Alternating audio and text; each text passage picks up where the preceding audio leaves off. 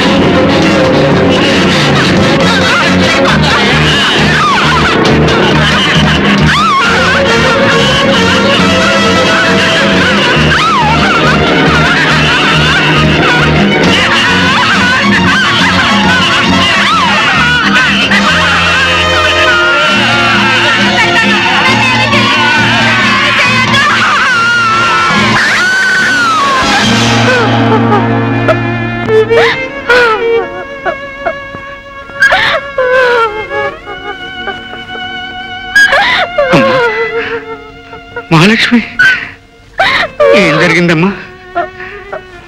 చెప్పమ్మా, చెప్పమ్మా.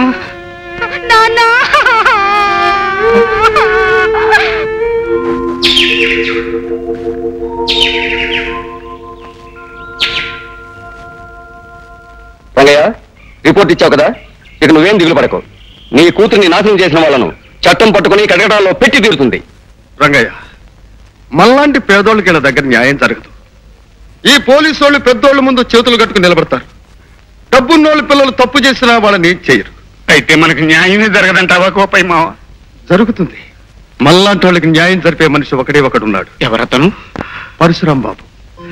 పరశురాం బాబా?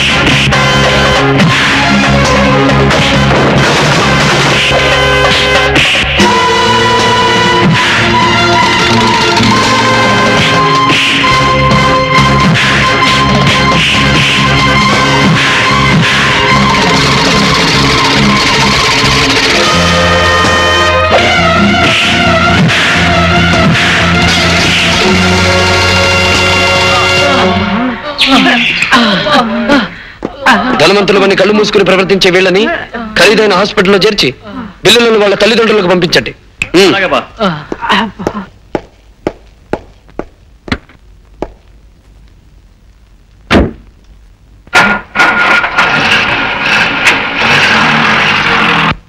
ఏమిటి నువ్వు చెప్పేది?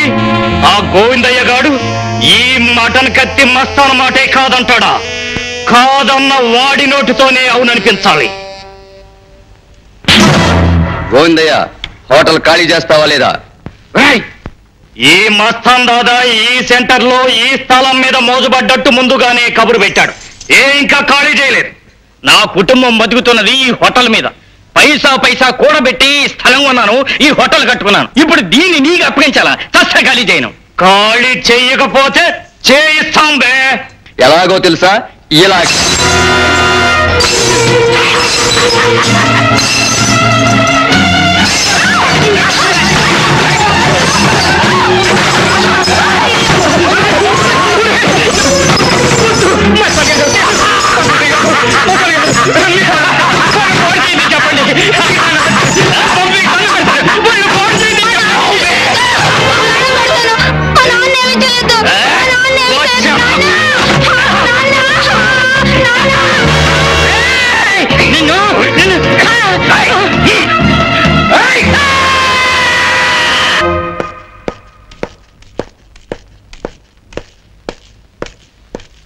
నమస్కారం బాబు.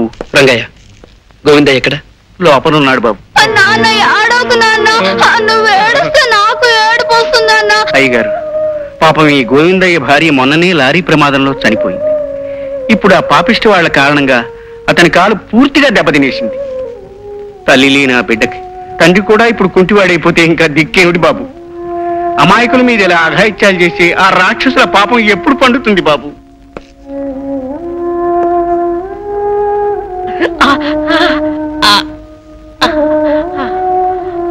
సిస్టర్, ఇతని తక్షణ ఆపరేషన్ థియేటర్ చేర్చే ఏర్పాట్లు చేయండి.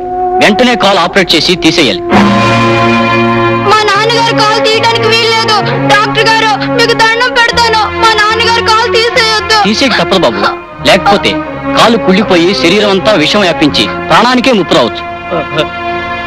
డాక్టర్, గోవిందయ్య కాలు తీసేయడానికి వీల్లేదు. అతని ప్రాణానికి ప్రమాదం జరగడానికి అంతకంటే వీల్లేదు. వెంటనే foreign return chief surgeon doctor ముఖర్జీకి కబురు చేయండి. వాట్? ఇండియాలో కల్లా పెద్ద సర్జన్ డాక్టర్ ముఖర్జీని ఈ కేసు కోసం పిలవమంటారా? ఆయన ఎందుకు వస్తారు సార్? వచ్చి తీరతాడు. పిలిచింది పరశురామని తెలిస్తే డాక్టర్ ముఖర్జీయే కాదు, దేవుడైనా దిగి వస్తాడు. Keshava, yes boss. గోవిందయ్య మీద ప్రతాపం చూపించిన మనుషులెవరు? మస్తాన్ ముఠా మనుషులు బాస్.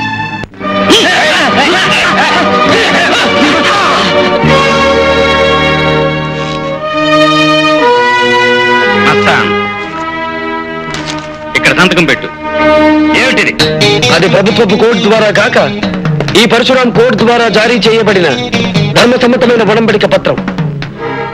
అవును, నువ్వు అమాయకుడైన గోవిందయ్యను బలం బలగం ఉంది కదా అని అతన్ని అవిటివాణ్ణి చేశావు. అతనికి అండ ఆధారమైన ఈ హోటల్ని నాశనం చేశావు. అతనికి అన్యాయం చేశావు. అందుకు నిజంగానే నిన్ను లోకం నుంచి పంపినా తప్పులేదు. కానీ జాలుగుండుతో నిన్ను హోటల్ నుంచి బయటికి పంపిస్తున్నాను. ఏమిటి? ఏమిటిది? అచ్చ తెలుగులో చెప్పినా నీకు అర్థం కాలేదా? ఈ రోజు నుంచి ఈ హోటల్ గోవిందయ్యకు చెందుతుంది. మరి నా పరిస్థితి?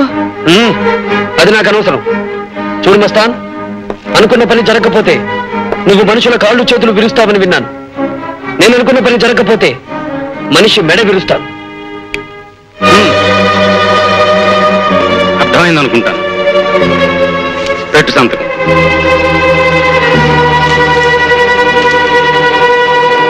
కేశవ, వెళ్ళి కారు సిద్ధం చెయ్యి. ఎక్కడికి వెళ్ళాలి బాస్? ఆ పంకజ్ ఇంటికేనా? తెలిసి కూడా ఎందుకు అడగడం కేశవ? మీకంటే వయసులో పెద్దవాడిని. కొన్నాళ్ళుగా మీతో ఒక్క మాట చెప్పాలనుకుంటున్నాను. తప్పుగా అనుకోరు కదా? చెప్పు కేశవ, చెప్పు. ఏం లేదు, డబ్బుతో కొనుక్కునే ఆడదాని పొందులో మగాడికి సుఖం దొరుకుతుందేమో గాని శాంతి దొరకదు. అందుకే నా మాట విని మీరెవరైనా ఒక చక్కటి అమ్మాయిని చూసి పెళ్లి చేసుకుంటే. కేశవ, పెళ్లి అనే పదం వింటే నా గుండె మండే కొండలా మారిపోతుంది. బాధ పెట్టే గతం మళ్ళీ నాకు గుర్తొస్తుంది. ఇంకెప్పుడు ఆ విషయం నా దగ్గర తీసుకురావద్దు కేశవ, తీసుకురావద్దు. కొన్ని మర్చిపోవడం కోసమే సొమ్ముతో కొన్న ఈ ఆల్కహాల్ని, ఆడదాన్ని నమ్ముకోవాల్సి వస్తుంది. వెలుగు చీకట్ల మధ్య, ఆటుపోటుల మధ్య ఇలాగే సాగిపోతూ అంతమవ్వాలి బ్రతుకు. అర్థమైందా? అలాగే బాస్.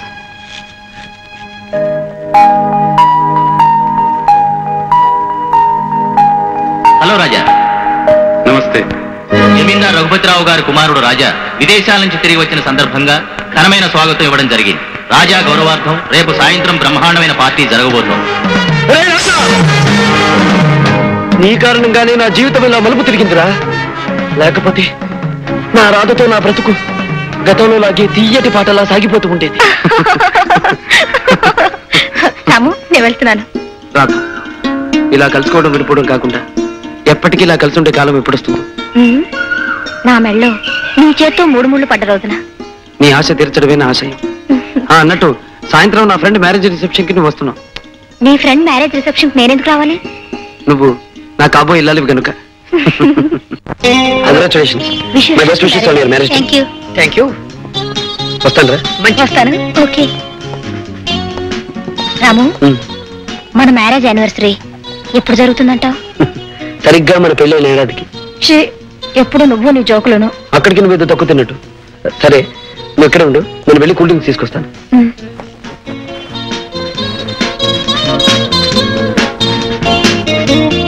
Hello beauty. ఎవరు నువ్వు? రాజా, ఒంటరిగా ఉన్నావుగా, జంట కలుద్దామని. ఈ రాజా పట్టుకున్న దేన్ని ఓ పట్టాన్ని వదలడం. Shut up. Behave yourself. ఈ పొగర కారణం ఆ పరశురాముణ్ణి చూసుకునేగా. నే తలుచుకున్నానంటే ఆ రాముణ్ణి అడవులకు పంపించగలనే. మరొక్క మాట మాట్లాడితే ఏం చేస్తావే? ముచ్చటైన నీ పెదాలతో ముద్దు పెట్టుకుంటావా? ఎంత పొగర నీకు!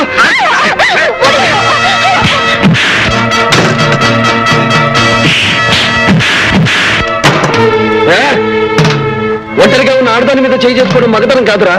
నీకంతగా ధైర్యం ఉంటే నాతో చూసుకోరా.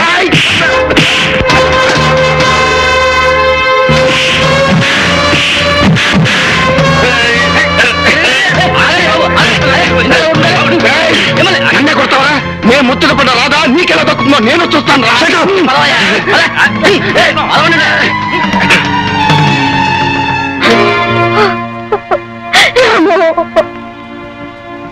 రాధా, ఇంకా ఎందుకలా నీలో నువ్వు బాధపడతావు? వాడికి తగిన బుద్ధి చెప్పానుగా. నేను బాధపడేది వాడు పట్టుకున్న విషయం తలుచుకొని కాదు, పెళ్లి కానీ నా పరిస్థితి తలుచుకొని. రాధా, నీ భయం నాకు అర్థమైంది. ఇంతకాలం ఉద్యోగం కోసం ఆగానే తప్ప నిన్ను దూరంగా ఉంచాలని కాదు. ఇప్పుడు నాకు అనిపిస్తుంది, మన పెళ్ళై నువ్వు నా జీవితంలోకి అడుగు పెడితే నాకు అదృష్టం కలిసి రావచ్చు. రేపే నీ మెడలో 3 ముళ్ళు వేస్తాను. రాధా,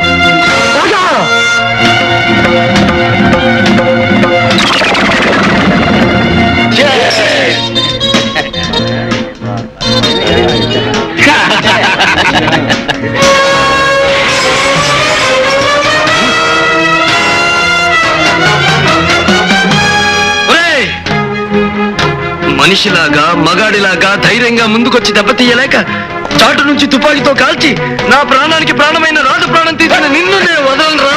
ఎవరా నువ్వు? 1000 ఏళ్ళు ఆమె బ్రతుకుని తీయటి ఆమె కలల్ని దీపం లాంటి ఆ దేవతని బూడిద చేసిన నిన్ను క్షమించడానికి వీలేదురా.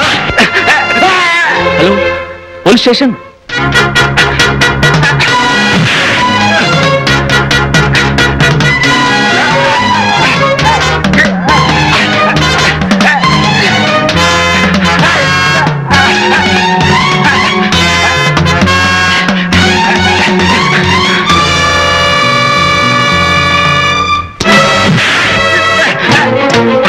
ఈ పరశురాముడి చేతుల్లో నుంచి నువ్వు తప్పించుకోలేవు.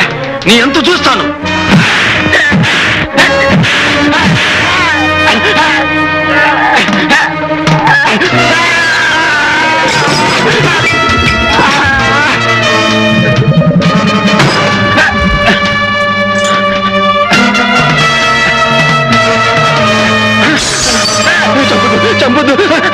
మిస్టర్, పట్టపగలు పెద్ద మనిషి ఇంట్లో ప్రవేశించి హత్య చేయాలనుకుంటున్నావా?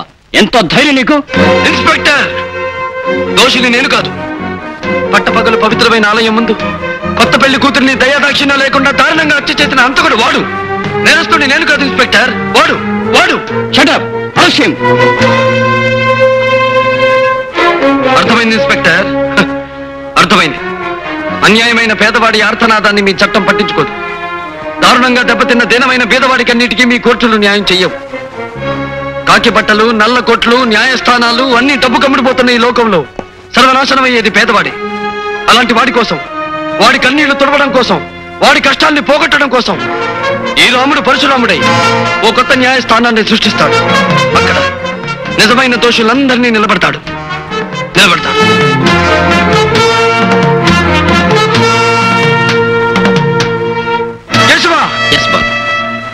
జమీందార్ రఘుపతిరావు కొడుకు రాజా గౌరవార్థం రేపు వాళ్ళ ఇంట్లో పండుగ జరగబోతోంది. ఆ పండుగలో రాజా ఉండకూడదు. ఆ సమయానికి వాడు ఈ పరశురాం న్యాయస్థానంలో ముద్దాయిగా నిలబడి ఉండాలి. Understand? Yes boss. Babu Raja, నువ్వు ఫారిన్ నుండి వచ్చిన శుభ సందర్భంలో నిన్ను కలవాలని మన ఫ్రెండ్స్ అందరూ ఎదురు చూస్తున్నారు. నువ్వు త్వరగా రావాలి. మీరు పదండి డాడీ, నేను వెనకే వచ్చేస్తాను.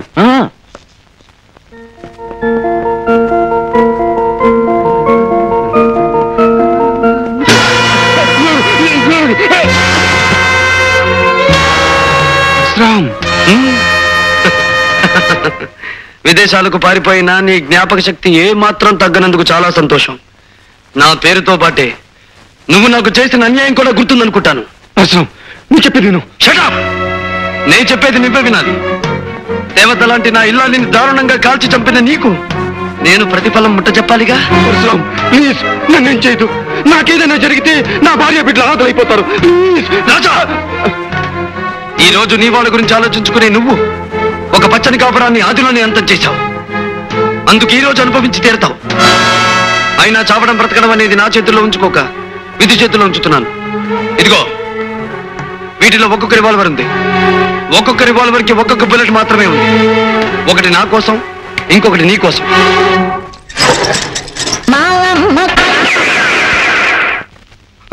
వద్దు పరశురాం, నన్ను చంపొద్దు. నన్ను వదిలే పరశురాం. కన్ను పెట్ట పరశురాం, నన్ను వదిలే పరశురాం. ప్లీజ్ నన్ను చంపొద్దు.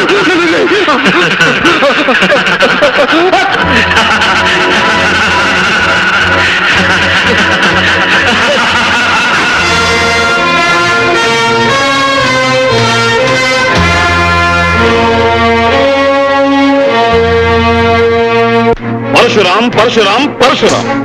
ఎవడి పరశురాం? న్యాయాలు తీర్పు చెప్పే అధికారం ఇతనికి ఎవరిచ్చారు? తనకు నేరస్తు అనిపించే వాళ్ళను శిక్షించే హక్కు ఇతనికి ఎక్కడిది?